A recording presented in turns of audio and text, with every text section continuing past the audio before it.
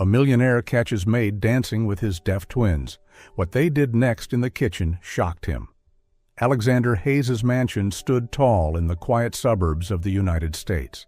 Designed by his own celebrated hands, it had once been hailed as the masterpiece of a brilliant architect. Yet behind its gleaming walls, the grandeur was nothing but a mask. The house was not a home, but a tomb of memories, echoing only with grief. 3 years earlier, Clara, his wife, had died giving birth to their twin boys. From that moment, Alexander's life collapsed. The vast mansion drowned in heavy silence, every corner echoing with the absence of the woman he had lost. The twins, Liam and Lucas, were born into tragedy. Deaf since birth, they had never heard music, never uttered the word Papa. Alexander loved them, but grief built a wall between his heart and theirs. He cared for them out of duty, yet his soul remained locked away, as though any closeness would only tear open the wound that never healed. Day after day, the children drifted through their own small world, eyes vacant, footsteps hollow. Laughter did not exist in that house. Silence became the rhythm of their lives, a sorrowful song that played endlessly. And then one day, a woman entered, Sophia Morales. No fame, no grandeur, only warmth carried in the simplest of gestures. She was hired to manage the household, yet her presence seemed to bring with it something the mansion had lost long ago: life. No one, not even Alexander, could have guessed that from the moment Sophia stepped inside, a journey of healing would begin. A story of loss, of fragile hope, and of how love can return in the most unexpected places. In her first days at the Hayes mansion, Sophia quickly sensed the strange rhythm of the house. It was not the rhythm of life, but the rhythm of silence. Each morning, as sunlight slipped through the glass windows, the air inside remained as heavy as mist that refused to lift. Liam and Lucas, the small twin boys, rarely came near her. They often sat motionless in their chairs or wandered the long hallways with eyes fixed to the floor as if searching for something invisible. There was no mischief, no bursts of childhood energy. Only emptiness. Alexander was no different from a shadow haunting the very home he had built. He moved briskly from his office to his private rooms, hardly ever pausing. His words were sparse, clipped, and never wasted. To Sophia, it seemed as if he lived merely to fulfill obligations, nothing more. Day by day, Sophia felt her chest tighten. She had once been accustomed to laughter, to the vibrant sounds of ordinary life. Here, every step she took echoed through the hollow corridors like a voice in a cavern. This silence was not peace. It was a wall that shut out every human feeling. One morning, while preparing lunch, Sophia glanced at the twins seated at the small table. They sat still, their hands resting on their laps, their eyes vacant. A sharp ache rose in her chest. Was this to be their childhood? Days that passed without laughter, without a single word spoken? The thought constricted her heart. She drew a deep breath, continued chopping vegetables, but inside a restless tide surged stronger and stronger. Sophia knew she had only been hired to care for the house, but her heart refused to remain a bystander. These boys deserved more. They needed a hand to hold, a gaze that believed in them, a reason to feel that life was not just an endless stretch of emptiness.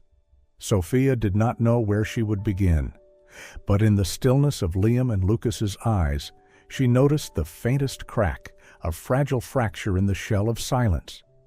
And perhaps all it would take was one spark, one moment strong enough to break it open.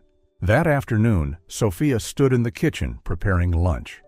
The sound of her knife against the cutting board echoed hollowly through the vast space. At the small table near the window, Liam and Lucas sat as usual, silent and still.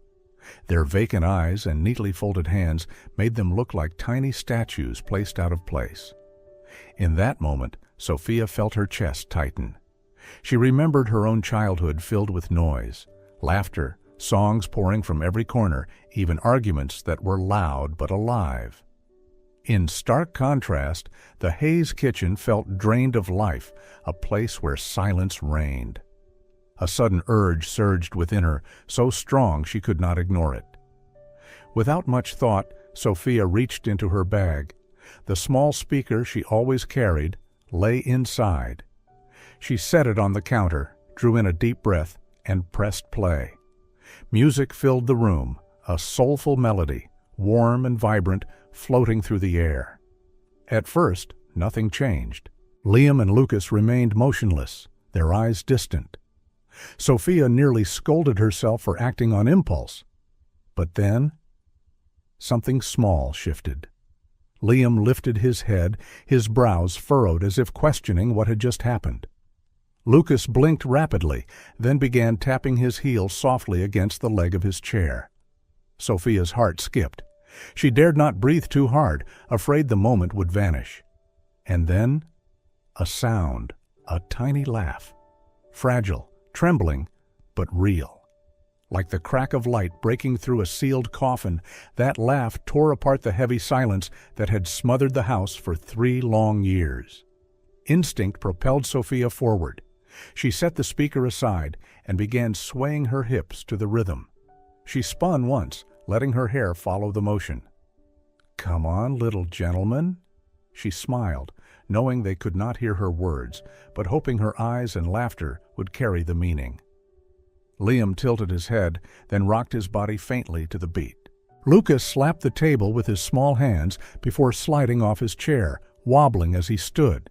His legs shook, but his eyes shone with something startlingly close to joy. Sophia gasped inwardly, but covered it with bright laughter. She clapped her hands to the rhythm, encouraging them.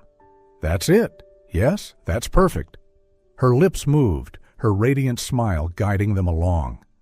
Liam slipped from his chair as well, unwilling to be left behind.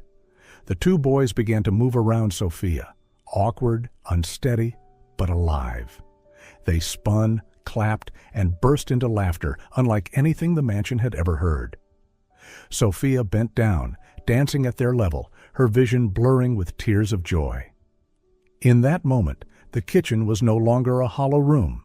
It became a small stage where 3 souls, a young woman and 2 silent children, found the same rhythm. The rhythm of connection, of joy, thought long dead. And then, a figure appeared in the doorway. Alexander. He had only meant to grab a forgotten file, but his steps froze at the sight before him. Liam and Lucas, his sons whom he believed forever trapped in silence, were laughing, moving, alive with Sophia. The file slipped from his hand unnoticed. A sharp ache struck his chest, not the pain of loss, but something else. Hope, fierce and almost unbearable. The next morning, the Hayes mansion returned to its familiar silence. Yet inside Alexander, the storm had not passed. The image of Liam and Lucas laughing in the kitchen replayed endlessly, a crack he could not seal in the wall he had built for 3 years. He descended to the kitchen, his posture rigid as always. Sophia was slicing vegetables, the knife tapping rhythmically. Liam and Lucas sat nearby, quietly stacking blocks. Everything seemed ordinary, but Alexander knew something in this house had shifted. Ms. Morales. His voice cut through the air, sharp and deliberate. Sophia lifted her gaze, calm yet wary. "Yes, Mr. Hayes?" Alexander folded his arms, his eyes cold. "Yesterday, that performance with the boys. What exactly do you think you were doing?" Sophia set the knife down, slowly wiped her hands on a dish towel, and turned fully toward him. "I was giving them joy. They deserve that." His eyes darkened. "Joy will not raise them. They need structure, schedules, therapy. What you did was nothing but a trick. You're feeding them illusions." The words landed heavy, like a verdict. For a moment, Sophia felt a sharp pang in her chest, but she did not flinch. Leaning against the counter, her voice rang firm. "With respect, Mr. Hayes, joy isn't an illusion. It's the one thing they've been starved of." Silence fell. Only the clatter of wooden blocks filled the air as Liam and Lucas built their tower. Alexander's lips pressed tight, his jaw tense. He was unaccustomed to defiance, especially from someone within his own walls. He wanted to strike back, to crush her with the authority that had carried him through life. But the memory of yesterday's laughter surged, breaking his words apart. At last he forced out a single line, his voice rough. "You've overstepped." Sophia's gaze softened, but her resolve did not. "I'm not replacing the doctors. I don't pretend to have their knowledge. But I see your sons as more than a diagnosis. They are children who crave connection. Yesterday they let me in. That means something, whether you admit it or not." Alexander's hands curled into fists, his chest heavy with truths he could not voice. He turned away, trying to hide the turmoil rising within him. The battle had only begun, between the pride of a powerless father and the fragile hope that refused to die. In the days that followed, tiny cracks began to appear in the mansion's wall of silence. Not because Alexander had changed, he remained stern, withdrawn, hidden away in his office, but because Sophia transformed ordinary chores into moments of life. Folding laundry, once a monotonous task, became a playful show.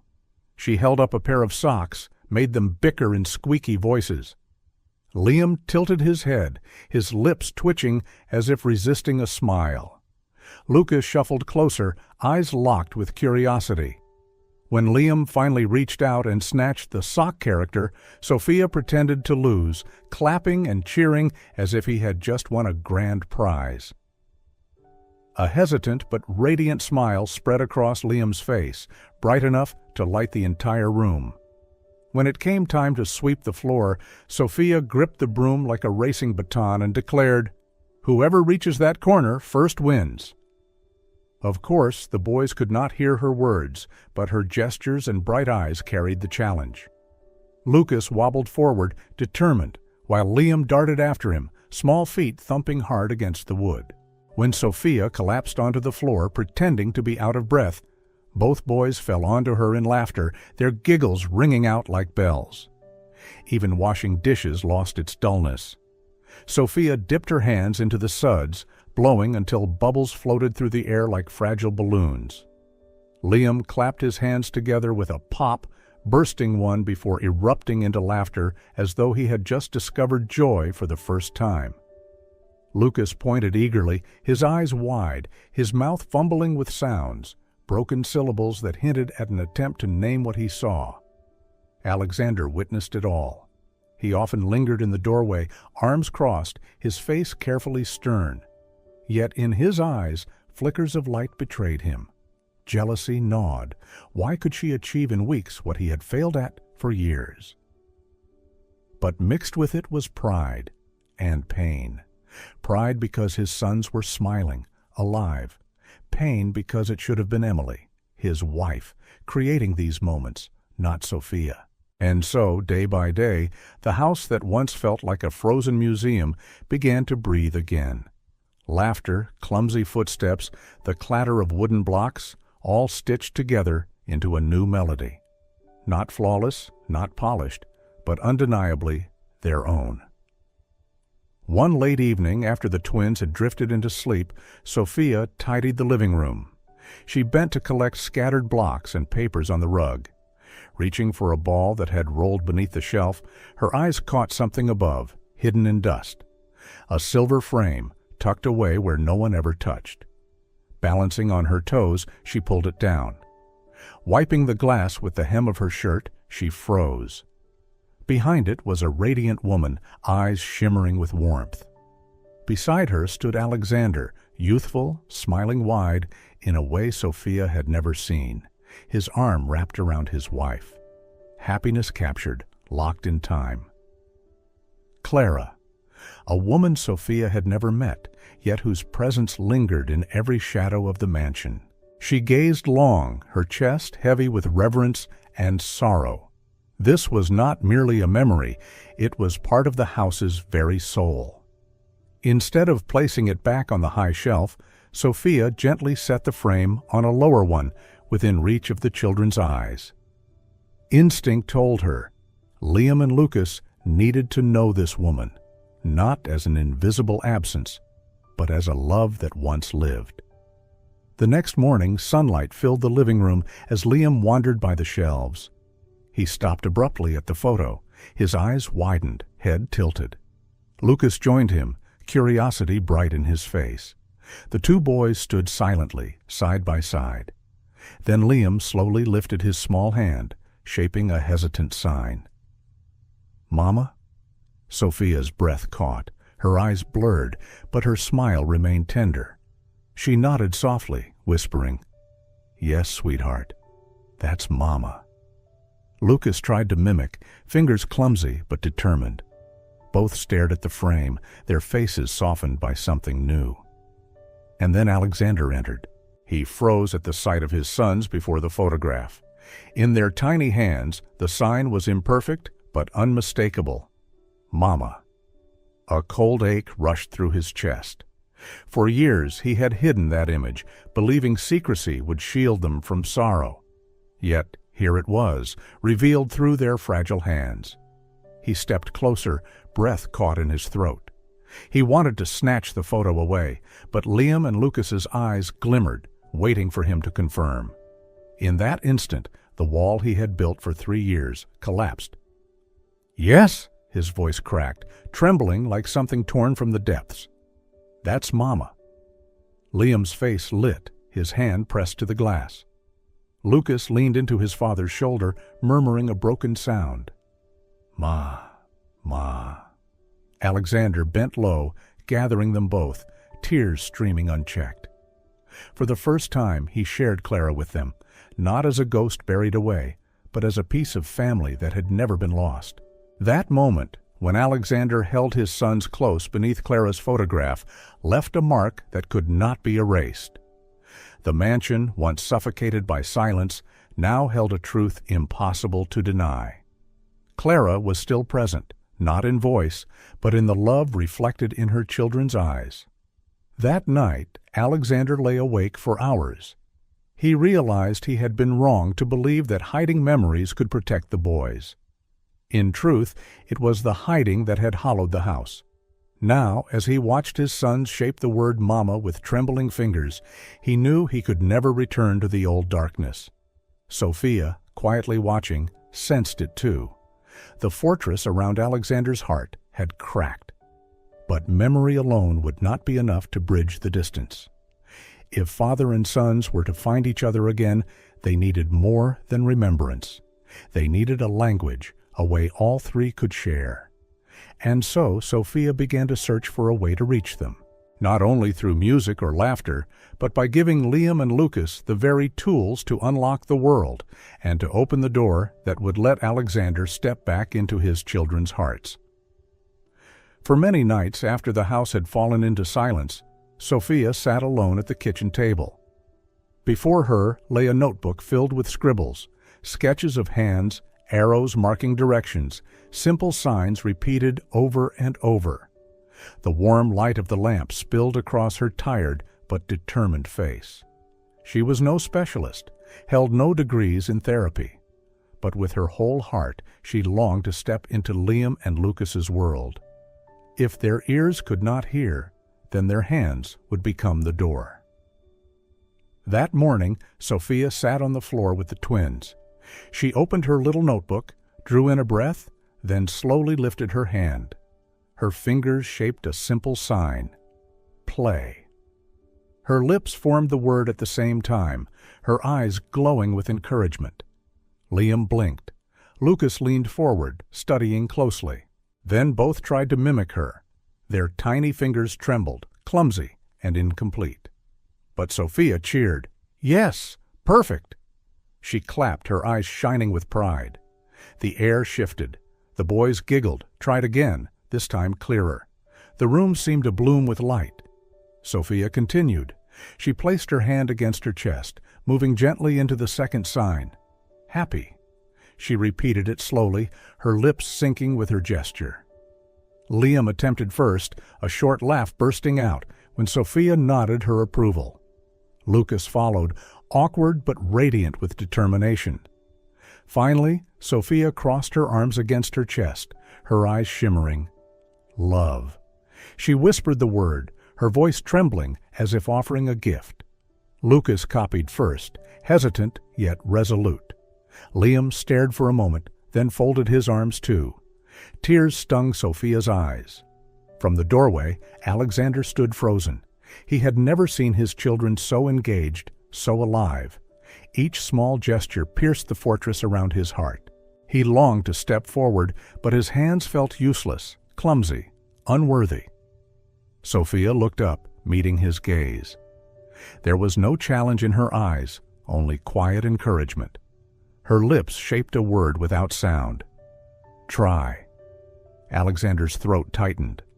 Slowly, he raised his hand, imitating the movement he had just seen. The sign was simple, but his fingers shook. His lips formed the word, barely above a whisper. Papa. Liam gasped, eyes sparkling like stars. Lucas burst into laughter, rushing to grab his father's hand. Both boys signed back together. Papa. Alexander's breath broke. His chest shattered open as he bent down, gathering them into his arms, letting tears stream freely. For the first time in years, he was no longer an outsider. He had been called, not by sound, but by a language far deeper, the language of love. News of Liam and Lucas's changes left Alexander torn between hope and unease. He needed confirmation, something stronger than fragile memories of laughter and small signs. So when Dr. Harold Stein, the pediatric neurologist who had followed the twins since birth, scheduled a progress check, Alexander saw it as his chance to prove, to the world and to himself, that his sons had truly improved. That morning, Alexander paced the living room restlessly. Sophia tried to reassure him. They'll show him what they can do. But Alexander only muttered, "We'll see." His voice was tight, brimming with worry. Dr. Stein arrived, calm and composed, carrying a small notebook. He greeted Alexander warmly enough, but the professional detachment in his eyes chilled the room. When he crouched to greet the boys, his smile was purely procedural. Alexander crouched beside Liam and Lucas, urging softly, "Go on, show the doctor. Do the sign. Papa." Liam hesitated, lifted his hand, began the movement. But under the sharp, scrutinizing gaze of the doctor, he froze. His fingers trembled, then dropped. Lucas shrank back, burying his face into Sophia's side. "It's okay," Alexander pressed, his voice quickening. "Do it again. You can do it. Show him." But the more he urged, the more the boys withdrew. The silence stretched, suffocating. Dr. Stein nodded, scribbled a note, and spoke carefully. "Mr. Hayes, what you describe sounds encouraging. But mimicry in moments of play does not equate to lasting progress. These are temporary responses." Alexander stared, stunned, as though something inside him snapped. "No, you're wrong. They are communicating. They're laughing, connecting, things they have never done before." His voice cracked, heavy with desperation. The doctor remained composed. "I understand your emotions, Mr. Hayes, but I must be clear. Moments of laughter do not erase diagnoses. What you see as progress may only be fleeting mimicry. False hope can be more dangerous than silence itself." The words struck like a hammer. Alexander turned toward Sophia, eyes blazing. "You hear that? This is what I feared. You made them laugh, made them mimic you, and I believed it. All of it, just illusions you created." Sophia stiffened but did not falter. She held Lucas close, her hand stroking Liam's back. "No, Mr. Hayes, joy is not an illusion. It's the very thing that has kept them alive this far. They need faith, not cold reports." The room fell into taut silence. Alexander's fists clenched, his throat locked between pride and truth. He longed to argue, but the memory of their bright laughter flooded his mind, choking every word. Instead of admitting it, He turned away, leaving Sophia and the boys beneath the weight of his silence. After that confrontation, the Hayes mansion returned to silence, but it was no longer a silence of waiting. It was a silence heavy as a wet blanket draped over every corner. Alexander locked himself in his office for longer hours, papers scattered, but his eyes empty. He avoided his children's gaze, and especially Sophia's. Inside, anger tangled with shame, wounds so tight it had no escape. Sophia continued to care for Liam and Lucas with patience, but her usual radiant smile was gone. Her gentle voice grew cautious, as if any sound might deepen the rift. The twins felt it keenly. They clung to Sophia more than ever, their eyes darting to their father when he entered a room, only to turn away quickly. Their laughter grew rare, their play subdued, quieter than before. The house, which had begun to open to light, shrank back into cold shadows. The fragile hope that had just begun to flicker was smothered again under the dust of pride and tension unresolved. The cold days seemed endless, until one morning Sophia decided to try something new. Sophia laid out bright ribbons across the garden, encouraging the twins to step forward. Strips of red, blue, and yellow lined the path like a secret trail leading to a magical land. Liam and Lucas stared, their eyes flickering with unfamiliar curiosity. "Go on," Sophia signed, her gestures gentle but resolute. She stepped back, letting them choose. Lucas moved first, wobbling but not stopping. Liam hesitated for a heartbeat, then followed. They touched the ribbons, laughing as the wind stirred them, making the colors dance like waves. Then, suddenly, Lucas fell onto the grass. But instead of crying, he laughed, pushing himself back to his feet. Liam watched, copied him, fell, and rose again. Their laughter rang through the air, breaking open the silence that had once ruled the estate. Sophia stood at a distance, her heart swelling with joy. From the porch, Alexander watched it all. His hand gripped the railing, his pulse quickened. He had seen his children stumble countless times before, but never like this, never laughing, never rising with their own strength. Then Liam turned, his gaze finding his father. His small hands lifted, clumsy but deliberate, forming the sign. "Come, Papa." The moment shattered the fortress around Alexander's heart like glass. His vision blurred, his breath caught in his chest.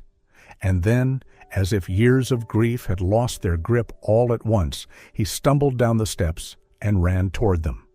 He dropped to his knees, arms wide, pulling Liam and Lucas against his chest. A sob broke loose, raw, uncontained, but no longer the sob of loss. It was the cry of a heart brought back to life. The boys clung to his shirt, their lips spilling fractured sounds full of meaning. Sophia stood back, her hand pressed to her chest, tears glimmering through her smile. In that moment, Alexander was no longer the celebrated architect, no longer the widower bound by shadows. He was simply a father, called back by his children for the very first time. That night, when the mansion had fallen into stillness, Alexander could not sleep. The laughter and the image of Liam signing "Come, Papa" echoed in his mind, stirring the deepest corners of his heart. He rose from bed and walked to his study, the room where he had locked his emotions away for 3 long years. The large wooden desk stood in the glow of the lamp, holding memories he had avoided. Alexander sat down, his hands trembling, as he pulled open a drawer he had not touched since Clara's death. Inside lay an old envelope, its edges yellowed with time. He knew exactly what it was. It was the letter he had written to Clara 2 weeks after she passed. A letter never sent, never reread. In it, he confessed his deepest fears, that he was not strong enough to raise their children, that he did not know how to be a father without her, that more than once he had thought of giving up. Alexander held the letter, his vision blurring as the shaky words stared back at him. Memories rushed in, nights spent outside the nursery door, listening to the boys cry but too paralyzed to enter. He gripped the paper tightly, as if he could crush the haunting years with his bare hands. Unbeknownst to him, Sophia stood at the doorway, quietly watching. He lifted his eyes, red with tears, and without a word handed the letter to her. Sophia unfolded it, reading each line with reverence. When she folded it back, her eyes glistened. "She would have been proud of you, Alexander, not because you were perfect, but because you stayed. You didn't give up." Her words struck like a blade cutting through invisible chains. Alexander bowed his head, tears spilling freely, but this time not tears of failure. They were tears of release. As time passed, the Hayes mansion slowly became a true home. The once cold walls now echoed with children's laughter. Hallways that had stood empty were cluttered with tiny socks and toys scattered across the floor. The house was no longer a silent museum. It was alive in every corner. Liam and Lucas, once quiet and withdrawn, grew unexpectedly lively. They learned new signs: eat, play, love. Their small fingers were clumsy, but their eyes glowed with pride whenever they managed to communicate. And then, one morning, Lucas let out his very first sound, blurred, imperfect, but undeniably an attempt. Sophia burst into tears of joy, while Liam quickly imitated his brother, producing a short sound that sent the room into applause. The greatest miracle of all was that Alexander was no longer on the outside. He sat on the floor with his sons, paint smudged on his hands from their drawings, his shirt wrinkled from playing superhero. He, too, practiced signing, awkward at first, but every time he managed, the boys laughed and threw their arms around him. One afternoon, as Sophia passed the hallway, she paused at the living room door. Alexander sat among toys, Liam perched proudly on his shoulders, while Lucas eagerly tried to teach his father a new sign. Alexander's face, once shadowed by grief, now radiated relief and pride. The mansion that had once been a refuge for sorrow had transformed into a sanctuary of hope. And the Hayes family, once broken, had truly come back to life. The Hayes mansion had changed so completely it was almost unrecognizable. To mark that transformation, Alexander decided to host a small gathering in the garden, not extravagant, not grand, just a few close friends and neighbors who had witnessed the family's rebirth. That afternoon, the garden bloomed with color. On a long table draped in white sat desserts Sophia and the boys had made together, crooked, messy with frosting, but crafted with pride. Liam wore an oversized sun hat. Lucas draped a red scarf like a superhero's cape. They darted across the grass, pausing before each guest, their little hands eagerly signing, "Hello, thank you." Laughter and tears mingled among the guests' faces. Alexander stood at the edge of the lawn, glass in hand, eyes fixed on his sons. But soon his gaze found Sophia, standing beneath a tree, rearranging a tray the wind had shifted. Quietly, he walked over and set his glass beside her. In the glow of sunset, his voice was low but trembling with truth. "You brought them back to me, and you brought me back to them." Sophia lifted her eyes, her lips trembling. Before she could respond, Alexander took her hand and knelt in the garden in full view of all. Liam and Lucas froze for a beat, then burst into giggles, clapping wildly. "Sophia!" His voice trembled as he sank to one knee, the garden glowing with sunset and laughter. "Will you marry me?" His words broke with emotion, but the resolve in his eyes was unshakable. Tears streamed down Sophia's face. Surrounded by cheers and the innocent applause of the twins, she nodded. Yes. 1 month later, a small wedding took place in that very garden. No grandeur, no spectacle, just friends, neighbors, and 2 little boys leading their mother down the aisle. Alexander looked around, his heart overflowing with peace. The Hayes mansion, once a monument to grief, had become a true home. And they, Alexander, Sophia, Liam, and Lucas, had at last found peace as a family in every sense of the word.